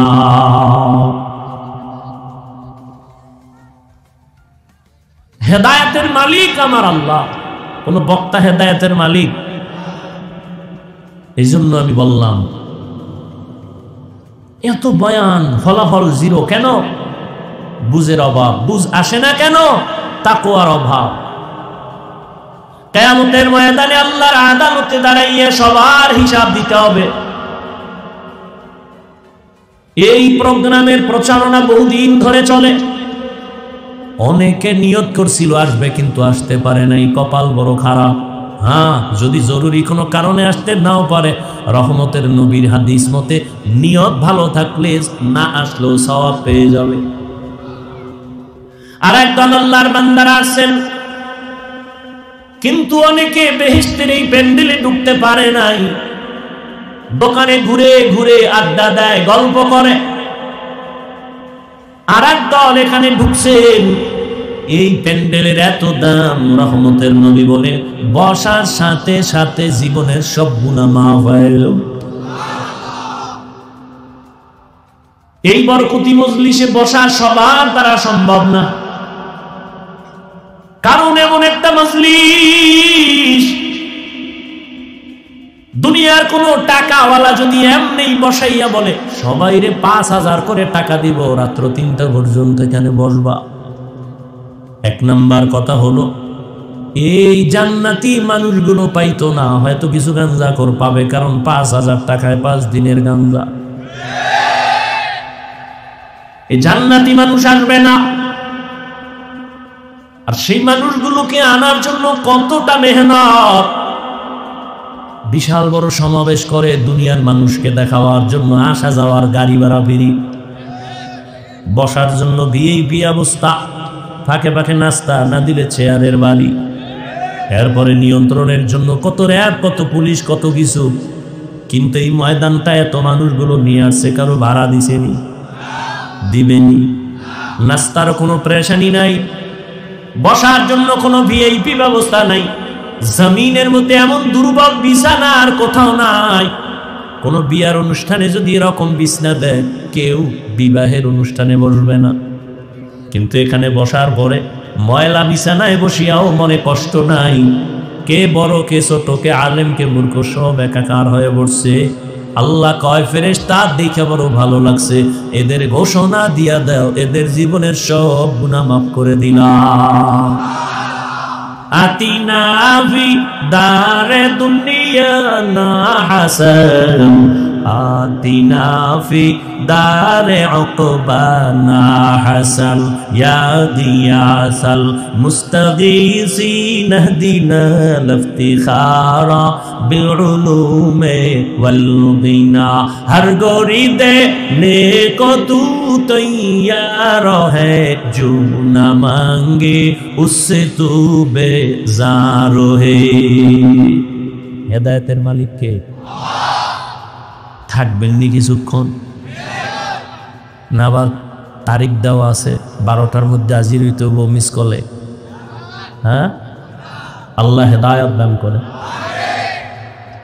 একটা কিসসা শুনাই, কি দুই একটা কিসসা না কইলে আমার নামটা আর জিন্দা থাকে। হ্যাঁ, দুই একটা কেসটা শুনার লাগে না? তবে শুনে রাখো, আল্লাহর জন্য হয়ে যাও, দেখবা জীবন ধন্য। তুমি ডাক্তার হও, পৃথিবীর মধ্যে তোমার নাম উঠে যাবে। তোমাকে আলেম হইতে কে বলে, হুজুর হইতে কে বলে? সবাই বলে, অন্তত আমি বলি না। বাংলাদেশে আমার মতো নাম্বার দ্বিতীয় কোনো বক্তা এরকম বলে না যে আমি হুজুর বানাইতে আসি নাই। আমি যুবকদের পক্ষে যেই পরিমাণ কঠোর কথা বলি, পক্ষে দ্বিতীয় বক্তার কোনো বয়ান আমার নজরে আসে নাই জীবন। আমি স্কুলে পড়ার জন্য খুব জোর তাকিদ দেই, স্কুল ছাড়বি না, ওয়াদা কর, কলেজ ছাড়বি না। কে বলবে এই কথা? আমি হুজুর বানাতে আসি না, সত্যি। আমি একবারও বলবো না তুমি হুজুর হও, বলিনি, বলবো না। টুপি পরো, একবারও বলবো না। তুমি মাদ্রাসায় যাও, তাবলিগে যাও, পীরের কাছে যাও। অথচ আমি ওই লাইনেরই মানুষ। আমি শুধু পীরের মুরিদ না, পীরের কঠোর মুরিদ। যারা পীর মুরিদের বিরোধিতা করে, আমি তাদেরকে কসম খাইয়া বলি তারা ভণ্ড। শুধু ভণ্ড না, এদের যারা ভণ্ড বলে না তারাও ভণ্ড। যারা ওলিয়া উলিয়া মানে না, এরা কোরআন মানে না, বুখারী শরীফ মানে না, এরা বাতিল। এদেরকে যারা বাতিল বলে না তারাও বাতিল। আল্লাহ হেদায়েত দান করুন। এক যুবক আল্লাহর খুব প্রিয় গোলাম হয়ে গেছে, বুঝ ঠিক হয়ে গেছে। দুনিয়ার লাইনের এক যুবক, জীবনে মাদ্রাসায় পড়েন, কিন্তু আল্লাহওয়ালাদের নজরের মধ্যে পাওয়ার আছে। ওই পাওয়ার লেগেছে তো অন্তরের পরিবর্তন শুরু হয়ে গেছে। আরে ভাই, এটা গাঞ্জাখোরের নজরেও পাওয়ার আছে। আল্লাহর প্রিয় বান্দাদের নজরে পাওয়ার থাকবে না কেন? আপনারা দেখেন না মাঝে মাঝে আপনাদের এলাকায় ধানের জমিন, কদু গাছের জমিন, খেতে জুতা টানায়, জুতা টানায়নি মাঝে মাঝে? কেন? এটা বরকতের জিনিস, নমরুদের গালে লাগছে। জুতা টানাইলে কদুগুলো বড় হবে, পোকা হবে না, এই জন্য টানায়। কি জন্য টানায়? বদনজর থেকে বাঁচার জন্য। যে বদনজর কার? পীর সাহেব, কোন হুজুরের? এলাকার সব থেকে গাঞ্জাখোর বেআমলওয়ালা, ওর নজরে মারাত্মক রিয়াকশন। একটা দুধের বাচ্চা, ফুটফুটে গোলাপ, নজর দিছে তো অসুস্থ হয়ে গেছে। ডাক্তার কার কোনো রোগ নাই, মুরব্বীরা কার বদনজর লাগছে, তাড়াতাড়ি পানি লাও, পানি পরা নাও, তেল পরা নাও, ঔষধে হবে না। এটা গাঞ্জাখোর বদনজর দিছে। গাভীর দুধ হয় 13 কেজি, এত দুধ গাভীর, পরের দিন থেকে 3 কেজি ঠেইনাও বের করা যায় না, বদনজর লেগে গেছে। এটা গাঞ্জাখোরের নজরে যদি পাওয়ার থাকে, একজন তাহাজ্জুদওয়ালা, জিকির করেনওয়ালা, আল্লাহওয়ালার নজরে কেন পাওয়ার থাকবে না? আল্লাহওয়ালার নজর লাগছে তো যুবকের কলবের মধ্যে পাওয়ার পরিবর্তন শুরু হয়ে গেছে। এতদিন নামাজ পড়তে মজা লাগতো না, এখন নামাজ না পড়লে মজা লাগে না। কি যুবক বাবা, আমি কিন্তু খুব খেয়াল করি। আমি বলি নাই তুমি টুপি দাও, পীরের কাছে যাও, তাবলিগে যাও, বরং আমি বলবো তুমি স্কুলে পড়ো, আলহামদুলিল্লাহ, সারিও না স্কুল, কলেজে পড়ো, চাকরি করো, ব্যবসা করো, কোনো বাধা নাই, পড়ো। ডাক্তার হও, ইঞ্জিনিয়ার হও, প্রফেসর হও, তবে দাবি আমার একটা, শেষ বেলা বলবো দাবিটা কি। স্কুলে পড়ো, ডাক্তার হও। আমি কলিজা দিয়া দোয়া করি, তুমি ডাক্তার হও, ইঞ্জিনিয়ার হও, প্রফেসর হও, সাংবাদিক হও। তবে একটা দাবি আমার থাকবে, ছোট্ট এক দাবি, আল্লাহ কবুল করেন শেষ সময় সেটা বলবো। যুবক, পরিবর্তন এসে গেছে, আল্লাহর ওলির নেক নজর লাগছে তো। এখন নামাজ, নামাজ তো নামাজি। কেমন নামাজ? আজান হওয়া মাত্র আল্লাহর বান্দা মসজিদে আজানের আগেই হাজির হয়ে যায়। এক বেলার নামাজ, ওই বান্দার কোনো কাজা হয় না। কাজা হবে দূরের কথা, তাকবীরে উলাও তার ছুটে না। আল্লাহর বান্দা যুবক এতটাই ইবাদত করতে করতে আল্লাহর প্রিয় ইবাদতে মগ্ন হয়ে গেছেন। যুবক একদিন চিন্তা করে, আমি নামাজ পড়ি ঠিক, তবে আমি নামাজের পরে বাহির হইলি তো আমার একটু চোখের গুনাহ শুরু হয়ে যায়, বেগানার নজর লাগে, মানুষের পেরেশানি। এখান থেকে আমি বের হইয়া ভালো একটা নিরিবিলি জায়গা যদি পাইতাম, ওই জায়গায় গিয়া আমি আল্লাহর ইবাদতে শুধু দিন রাত কাটাইতাম, খানারও চিন্তা নাই, ঘুমানোরও চিন্তা নাই। ঘরের ভেতরে তার মা, বৃদ্ধা মা, আর কোনো মহিলা নাই। ওই যুবক ভাবতেছি কোথায় যাইয়া নিরিবিলি আমি আল্লাহকে ডাকবো, কোলাহল মুক্ত হয়ে যাব, আমার যেন চোখের গুনাহ না হয়, আমার যেন জবানের কোনো গুনাহ না হয়। আমরা তো নামাজ পড়ি, বয়ান করি, কিন্তু প্যান্ডেল থেকে বের হইলেই তো গুনাহ শুরু হয়ে যাবে। জবানের গুনাহ, কানের গুনাহ, চোখের গুনাহ, অন্তরের গুনাহ। ওই যুবক ভাবতে ভাবতে ভাবতে হঠাৎ অন্তরের মধ্যে একটা জবান এসে গেছে। বাড়ির দূরে একটি পাহাড় আছে, জঙ্গল। ওই পাহাড়ের চূড়ায় যাইয়া আমি আল্লাহর ইবাদতে কাটাবো, আর বাড়ি ঘরের চিন্তাও করব না। মানুষ একটা কাজে যখন ধ্যান দিয়া করে তখন খানা দানার ফিকির থাকে না। ঠিক আল্লাহর মুহাব্বতের বান্দারা যখন ইবাদতে মশগুল হয়ে যায় তখন আর দুনিয়ার লাইনে কানেকশন থাকে না, খানা দানার ফিকির থাকে না। কেমন যেন ইবাদত করলেই তার পেটের ক্ষুধা নিবারণ হয়ে যায়। ওই আল্লাহর বান্দা যুবক পাহাড়ের চূড়ায় গিয়া ইবাদত করার নিয়ত করে মায়ের থেকে বিদায় নিয়ে চলে গেল পাহাড়ের চূড়ায়, জঙ্গলে। বৃদ্ধা মা, ঘরের মধ্যে কেউ নাই। আল্লাহর মহব্বত তার অন্তরে গালেব হয়ে গেছে। ও আমার কলিজার যুবক, এই জন্যই তো বলেছি তোমার হুজুর হওয়ার দরকার নাই, কারণ আমার দেশে হুজুরের অভাব নাই, মাদ্রাসারও অভাব নাই, মাদ্রাসায় ছাত্রেরও অভাব নাই, মাওলানারও অভাব নাই, আমার দেশে ডাক্তারের অভাব, ইঞ্জিনিয়ারের অভাব। তুমি একজন ডাক্তার হও, তবে আমার ছোট দাবি তুমি কোনোদিন বেয়াদব হইও না রে বাবা। বল্লা হাফিজ ভাই বেয়াদব হব না, তার ব্যাখ্যাটা কি? বেয়াদব না হওয়ার ব্যাখ্যা 3 জায়গায়। তুমি বেয়াদবি করবা না তো তোমার কপাল পুড়ে যাবে, মরার আগেই পুড়ে যাবে। জানি না তুমি দেখছো কিনা যুবক, আমি রাস্তায় চলি, মাঝে মাঝে দেখছি অনেক পাগল যুবক, পাগল ল্যাংটা, কিন্তু ইংলিশে কথা বলে, আরবিতে কথা বলে। দেখছো নি এরকম যুবক?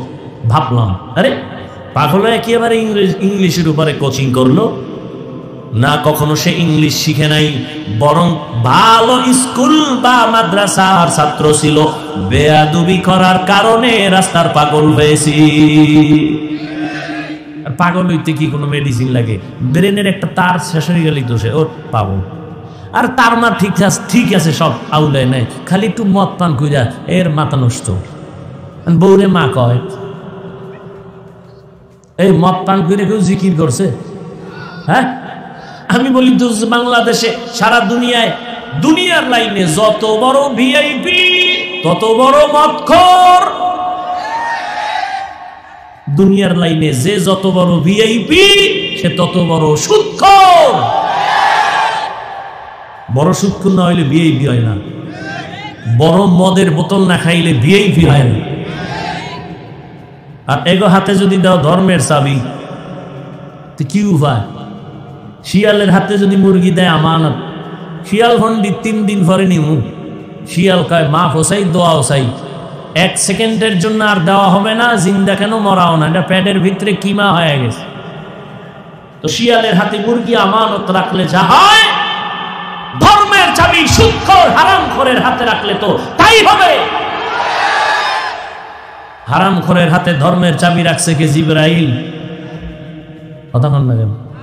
কে রাখছে? আমরা কইতে কষ্ট লাগে না? ভোটের আগের রাত্রে টাকা নিয়ে পায়খানা খাইছো, তো কষ্ট লাগে নাই? চেয়ারম্যান কামারে ভোট দিস কয় হাদিয়া পাঠাইস, চেয়ারম্যান ভোর রাত্রে হাদিয়া দেওয়া লাগে না জানে না, দিতে দিতে শেষ। কবে আর কি করবো? বাড়ি বেশ। বাড়ি বেশ না, আমার উপায় কি? বুদ্ধি নেই? আমগো চেয়ারে যখন বসবা তখন আমগোটা খাইও। চেয়ারম্যান খাই বুদ্ধি তো জীবনে কেউ দেয় নাই। বেশ বাড়ি সব দিয়া চেয়ারে বেয়ে সব খাইতেছে, জনগণেরটা খায়। তাহলে চেয়ারম্যান আগে খাইলো হারাম না জনগণ খাইলো আগে? ভালো করে মনে রাখিও, জনগণ হারামখোর হলে ওদের নেতাও হারামখোর হবে, জনগণ নামাজি হলে ওদের নেতাও নামাজি হবে। চেয়ারম্যানকে গালি দাও কেন? মেন থেকে তো হারাম আগে তুমি খেয়েছো। আল্লাহ হেদায়েত দান করুন। ভাইরা আমার, সরকারি বেসরকারি চাকরি করে জানা থাকলে আমাকে অল্প টাইমে জবাব দেন, কয় ঘন্টার ডিউটি বলেন? বেতন কত? নিম্নে 20,000। ধন্যবাদ। শুধু 20,000, টেবিলের তলে কত মুক্তা টুকটা তো পড়ে আছে, ওর বাপ মা তুইয়ে গেছে, খালায় তুইয়ে গেছে, নি খাইব ওটি যেমনে হেমনে যা। যেই গাছ তাড়াতাড়ি বড় হয় সেই গাছ তাড়াতাড়ি ধ্বংস হয়ে যায়। যারা রাতারাতি টাকা পয়সাওয়ালা হয়ে যায়, হারাম ছাড়া কেউ রাতারাতি বড় লোক হতে পারে না। আর ওই পথে এগুলো চলে যায়। ফট করে মাইয়ার কিডনি নষ্ট, নে 1 কোটি নেই। কি আল্লাহর কৌশলের সামনে কেউ টিকতে পারে? ওই আল্লাহর বান্দা যুবক, আচ্ছা আপনাকে মনে হয় ক্ষুধা লাগছে বেশি? এই তুমি কথা লাগছে তো হালকা পাতলা, তবে যেই ক্ষুধা, এই কি চানাচুর খাইলে কমবে? বাদাম খাইলে কমবে? তো অজের ভ্যান্ডেলে এগুলি তো আদব না। 2 ঘন্টা না খাইলে মরে যাবেন। অজের ভ্যান্ডেলে এগুলো কেন? এটা বেচা কেনার মজলিস নাকি মিয়া? ওই যে বলছিলাম শুরুতে, থানায় আসামি নিয়ে ভিড়ায় কাঁদে না, আর ওয়াজের প্যান্ডেলে আল্লাহ আল্লাহরা বয়ান করে, মানুষ হাউমাউ করে কাঁদে। ওরে মারলো কে? এটা তো সেই প্যান্ডেল, তামাশা কেন? 2-1 ঘন্টা না খাইলে কি হবে এখানে?